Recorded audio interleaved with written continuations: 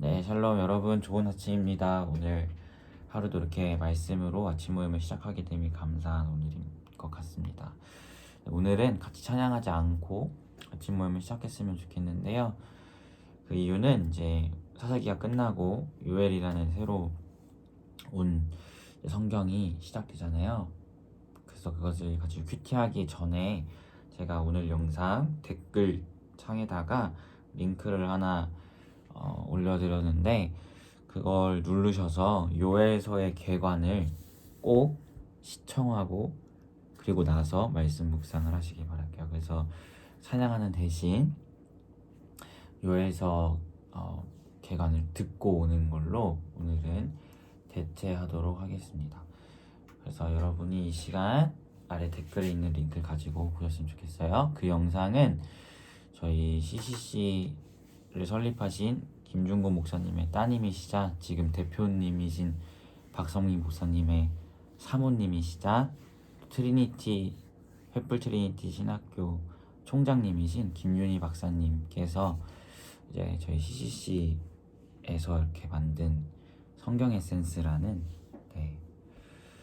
성경의 전체적인 개관을 다루고 있는 겁니다. 그래서 올려드린 건 요에서 해당하는 거고 또 다른 구약부터 계시록까지 각 성경마다 CC에서 만든 성경 개관이 있는데요. 그것을 같이 보면서 우리가 조금 더 말씀을 깊게 볼 수 있도록 같이 나아가 보았으면 좋겠어요. 그래서 아래 링크 타시고 먼저 개관을 보고 오시기를 바랄게요. 네, 여러분 그렇다면 보고 오셨다고 믿고 우리 같이 아침 모임 찬양함으로 시작하도록 찬양이 아니라 20분 동안 아침 모임 했으면 좋겠는데요. 네, 먼저 우리 살펴볼 우리 하나님의 말씀은 요엘서 1장 1절에서 12절입니다.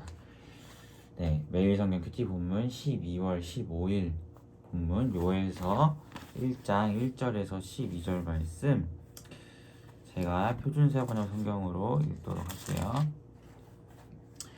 네, 요엘서 1장 1절에서 12절입니다. 이것은 주님께서 부두엘의 아들 요엘에게 하신 말씀이다. 나이 많은 사람들아 들어라. 유다 땅에 사는 사람들아 모두 귀를 기울여라. 너희가 살고 있는 지금이나 너희 조상이 살던 지난날에 이런 일이 일어난 적이 있느냐? 너희는 이것을 자녀에게 말하고 자녀들은 또 그들의 자녀들에게 말하게 하고 그들은 또 그 다음 세대에게 말하게 하여라. 풀무치가 남긴 것은 메뚜기가 갉아먹고 메뚜기가 남긴 것은 누리가 썰어먹고 누리가 남긴 것은 황충이 말끔히 먹어버렸다. 술을 즐기는 자들아 깨어나서 울어라. 포도주를 좋아하는 자들아 모두 다 통곡하여라. 포도 농사가 망하였으니 새 술을 만들 포도가 없다. 셀 수 없이 많고 강한 메뚜기 군대가 우리의 땅을 공격하였다. 그들의 이빨은 사자의 이빨 같고 날카롭기가 암사자의 송곳니와 같다. 그들이 우리의 포도나무를 망쳐놓았고 우리의 무화과 나무도 그루터기만 남겨놓았다. 나무 껍질을 다 벗겨서 그 줄기가 모두 하얗게 말랐다. 백성아 울어라. 약혼자를 잃고 슬퍼하는 처녀처럼 굵은 베옷을 걸치고 울어라. 성전의 날마다 바치는 곡식 제물도 동나고 부어드리는 제물도 떨어지니 주님을 모시는 제사장들이 탄식한다. 밭이 황폐하구나. 곡식이 다 죽고 포도송이가 말라 쪼그라들고 올리브 열매가 말라 비틀어지니 땅이 통곡하는구나. 농부들아 슬퍼하여라. 포도원 일꾼들아 통곡하여라. 밀과 보리가 다 죽고 밭 곡식이 모두 죽었다. 포도나무가 마르고 무화과 나무도 시들었다. 석류나무, 종려나무, 사과나무도 할 것 없이 밭에 있는 나무가 모두 말라 죽었다. 백성의 기쁨이 모두 사라졌다. 아멘. 네, 우리 이 말씀을 가지고 우리 20분 동안 묵상하도록 할게요. 우리 함께 본 개관 영상을 또 생각하면서 오늘 읽은 말씀을 또 묵상하였으면 좋겠습니다.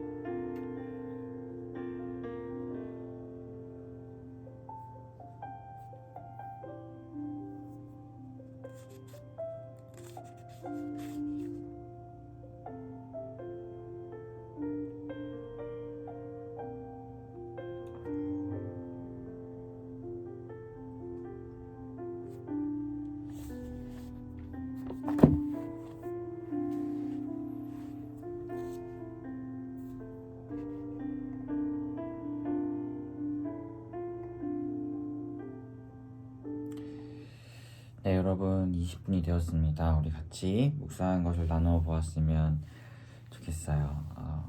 네, 선지서인 요엘서인데요. 선지서는 아무래도 우리가 앞서서 했던 사사기와는 다르게, 사사기는 약간 이야기라서 조금 더 다가가기 쉬웠을 것 같은데, 선지서는 이야기라기보다는 이제 예언적인 이야기들이 많이 나와 있기 때문에 조금은 어려울 수도 있을 것 같아요. 우리 한번 같이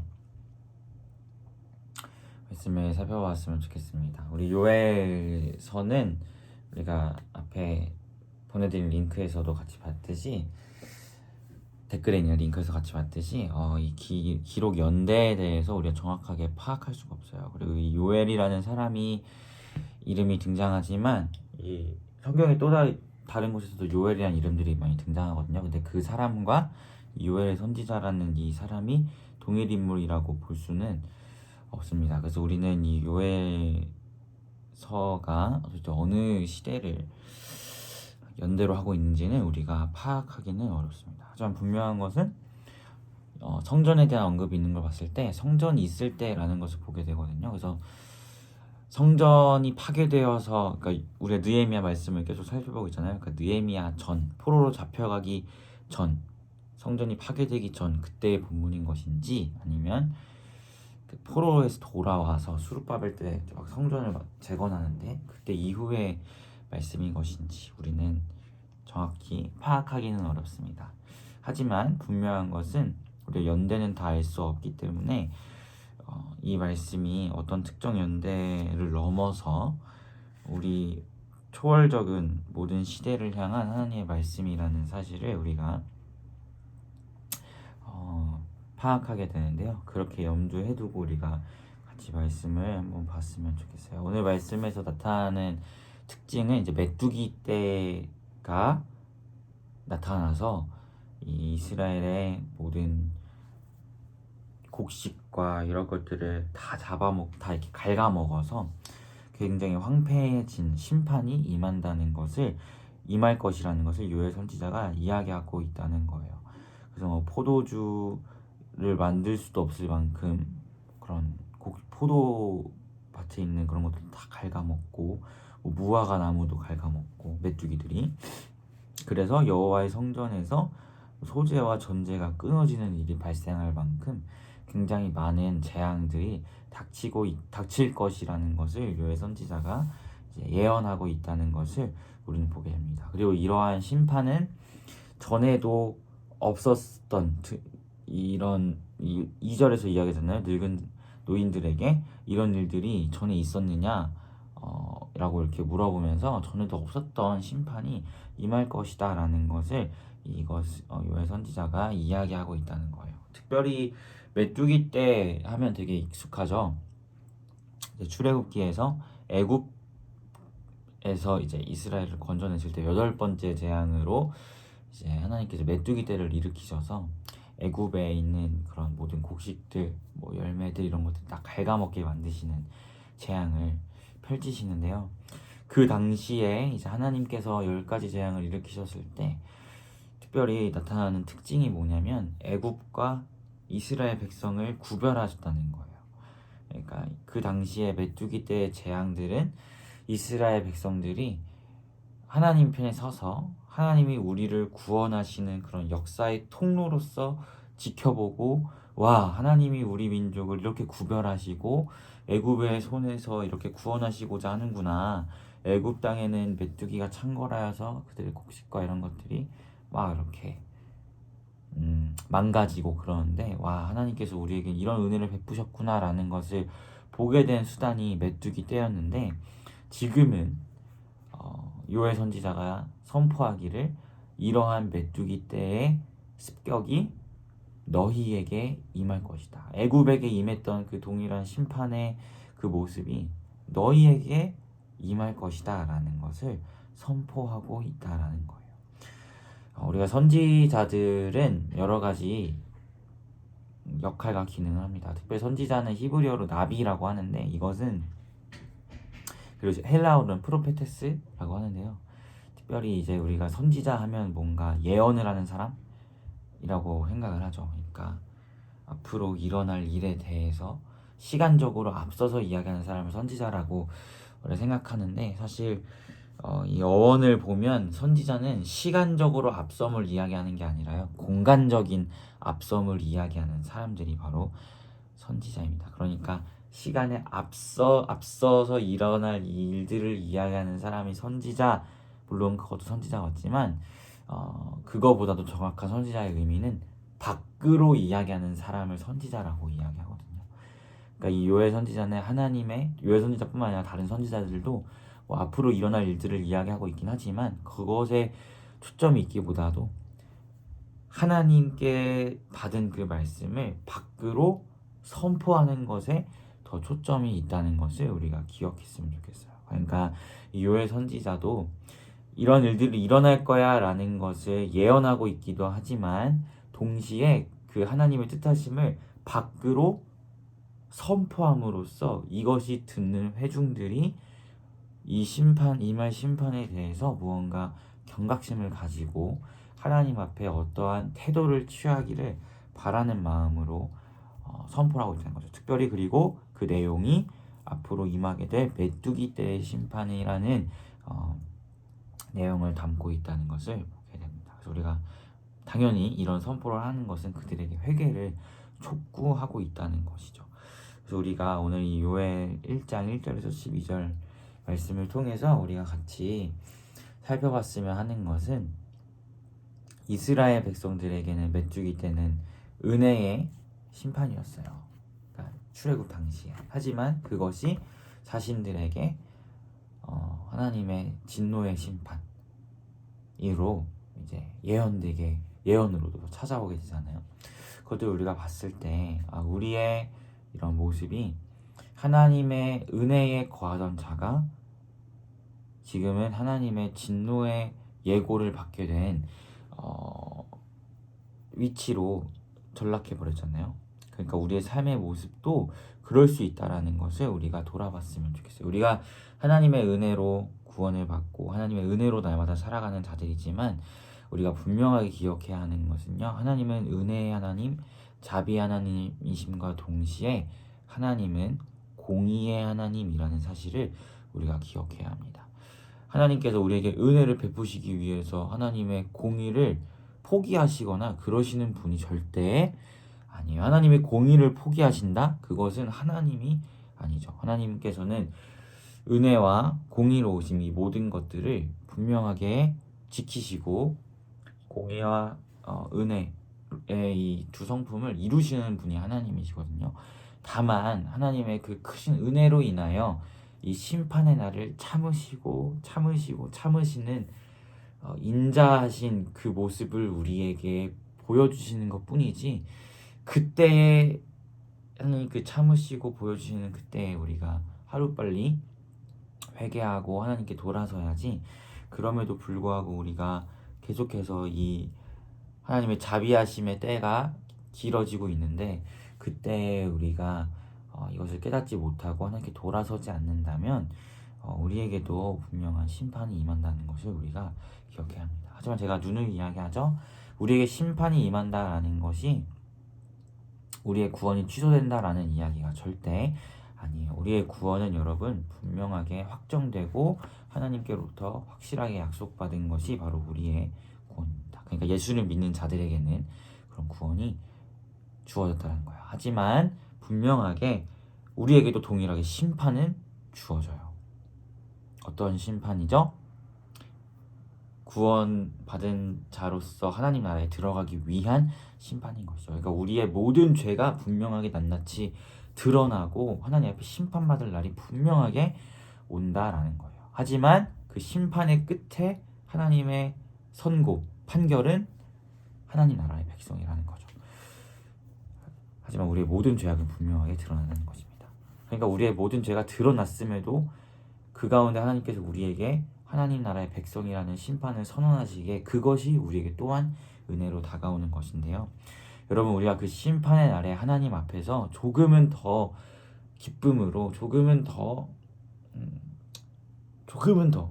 이렇게 하나님 앞에 온전하게 설 수 있도록 우리가 매일의 삶을 하나님 앞에 잘 살아가고, 특별히 우리에게 이런 심판이 있음을 하나님이 예고하고 계시니 우리가 우리의 죄를 돌아보고 회개하는 태도가 필요하다는 것을 우리가 기억했으면 좋겠어요.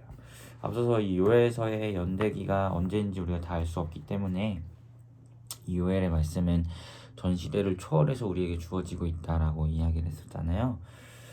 그렇기 때문에 저는 이 요엘서의 말씀, 또 특별히 오늘을 살아가는 이 시대, 특별히 12월 15일인 오늘에 이 요엘의 말씀을 주시면서 메뚜기 떼에 대한 재앙을 우리에게 말씀하시면 저는 세례 요한이 선포했던 것처럼 회개하라, 천국이 가까이 왔느니라 라는 그런 하나님의 뜻하심을 이 요엘의 말씀을 통해서 12월 15일인 오늘 가운데 하나님이 우리에게 주고 계시다라고 저는 생각해요. 여러분, 우리 아침 모임을 이렇게 하지만 항상 그냥 왜 오늘 하필 하나님이 오늘 이 시간 이 날짜에 이 말씀을 나에게 주셨을까라는 태도로 말씀을 대하는 것이 중요하거든요.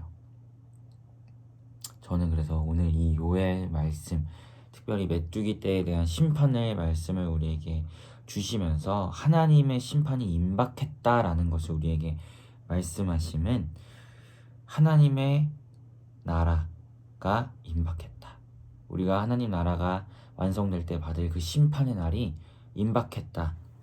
물론 그때 우리에게 주어질 판결은 구원이라는 판결이겠지만 그 가운데 우리의 모든 죄악이 낱낱이 드러날 그 심판이 임박했다라는 하나님의 메시지임을 우리가 기억하면서 사실 우리가 코로나 시대를 살아가면서 정말 이젠 정말 예수님 곧 오시겠구나라는 것을 피부로 실감하고 있잖아요. 우리가 이 코로나 시대에 하나님께서 주시고 있는 이런 메시지, 또 코로나 자체도 우리에게 심판이 임박했음을 주고 있는 하나님의 메시지라고 생각해요. 우리가 그것을 기억하면서 오늘 하루 우리가 주 앞에 지은 죄가 있다면, 또 무너진 죄악된 모습들이 있다면 하나님 앞에 회개하고 우리가 심판의 날을 정말 준비하며 나아가는 우리 비프리가 되었으면 좋겠습니다. 사랑하는 비프리 여러분, 회개하십시오. 하나님의 나라가 가까워졌습니다. 제가 말하고도 약간 소름이 돋네요. 네, 하나님의 나라가 가까웠어요.